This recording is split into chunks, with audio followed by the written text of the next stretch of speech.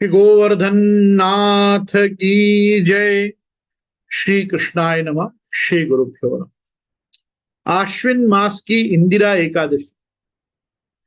युधिष्ठिर ने पूछा, मधुसूदन, कृपा करके मुझे यह बताइए कि आश्विन के कृष्ण पक्ष में कौन सी एकादशी होती है। भगवान श्री कृष्ण बोले, राजन, आश्विन कृष्ण पक्ष में इंदिरा नाम की एकादशी होती है। उसके व्रत के प्रभाव से बड़े बड़े पापों का नाश हो जाता है। नीच योनि में पड़े हुए पितरों का भी यह एकादशी सदगति प्रदान करने वाली है। राजन, पूर्व काल की बात है। सतयुग में इंद्रसेन नाम से विख्यात राजकुमार थे, जो अब माहिष्मतिपुरी के राजा होकर धर्म पूर्वक प्रजा का पालन करते थे। उनका यश सब ओर फैल चुका था। राजा इंद्रसेन भगवान विष्णु की भक्ति में तत्पर हो गोविंद के मोक्षदायक नामों का जप करते हुए समय व्यतीत करते थे और विधि पूर्वक अध्यात्म तत्व के चिंतन में संलग्न रहते थे। एक दिन राजसभा में सुख पूर्वक बैठे हुए थे। इतने में ही देवर्षि नारद आकाश से उतरकर वहां आ पहुंचे। उन्हें आया देख राजा हाथ जोड़कर खड़े हो गए और विधि पूर्वक पूजन करके उन्हें आसन पर बिठाया। इसके बाद वे इस प्रकार बोले, हे मुनि श्रेष्ठ, आपकी कृपा से मेरी सर्वथा कुशल है। आज आपके दर्शन से मेरी संपूर्ण यज्ञ क्रियाएं सफल हो गई। हे देवर्षे, अपने आगमन का कारण बताकर मुझ पर कृपा करिए।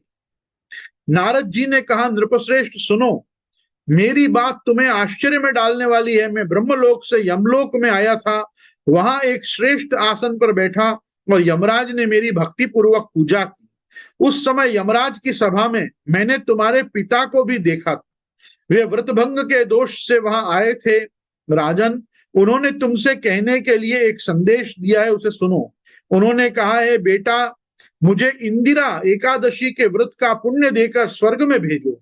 उनका यह संदेश लेकर मैं तुम्हारे पास आया हूं। राजन, अपने पिता को स्वर्ग लोक की प्राप्ति कराने के लिए इंदिरा का व्रत करो। राजा ने पूछा, भगवान, कृपा करके इंदिरा का व्रत बताइए। किस पक्ष में, किस तिथि को और किस विधि से उसका व्रत करना चाहिए। नारद जी ने कहा, राजेंद्र सुनो, मैं तुम्हें इस व्रत की शुभ कारक विधि बतलाता हूँ। आश्विन मास के कृष्ण पक्ष में दशमी के उत्तम दिन को श्रद्धा युक्त चित्त से प्रातः काल स्नान करे। फिर मध्यान्ह काल में स्नान करके एकाग्र चित्त हो एक समय भोजन करे तथा रात्रि में भूमि पर सोए। रात्रि के अंत में निर्मल प्रभात होने पर एकादशी के दिन दातुन करके मुंह धोए। इसके बाद भक्ति भाव से निम्नांकित मंत्र पढ़ते हुए उपवास का नियम ग्रहण करे। अद्य स्थित्वा निराहार सर्वभोग विवर्जिता स्वभोक्षे पुंडरीकाक्ष शरणम में भवाच्युता। कमल नयन भगवान नारायण, आज मैं सब भोगों से अलग हो निराहार रहकर कल भोजन करूंगा। अच्युत, आप मुझे अपनी शरण दीजिए। इस प्रकार नियम करके मध्यान्ह काल में पितरों की प्रसन्नता के लिए शालिग्राम शिला के सम्मुख विधि पूर्वक श्राद्ध करें तथा दक्षिणा से ब्राह्मणों का सत्कार करके उन्हें भोजन करावे। पितरों को दिए हुए अन्नमय पिंड को सूंघ कर विद्वान पुरुष गाय को खिला दें। फिर धूप और गंध आदि से भगवान ऋषिकेश का पूजन करके रात्रि में उनके समीप जागरण करें। तत्पश्चात सवेरा होने पर द्वादशी के दिन पुनः भक्ति पूर्वक हरि की पूजा करे। उसके बाद ब्राह्मणों को भोजन कराकर भाई बंधु नाती और पुत्र आदि के साथ स्वयं मौन होकर भोजन करे। राजन, इस विधि से आलस्य रहित होकर तुम इंदिरा का व्रत करो। इससे तुम्हारे पितर भगवान विष्णु के वैकुंठ धाम में चले जाएंगे। भगवान श्री कृष्ण कहते हैं, राजन, राजा इंद्रसेन ने ऐसा कहकर देवर्षि नारद अंतर्ध्यान हो गए। राजा ने उनकी बताई हुई विधि से अंतःपुर की रानियों, पुत्रों और भृत्यों सहित उस उत्तम व्रत का अनुष्ठान किया। कुंती नंदन, व्रत पूर्ण होने पर आकाश से फूलों की वर्षा होने लगी।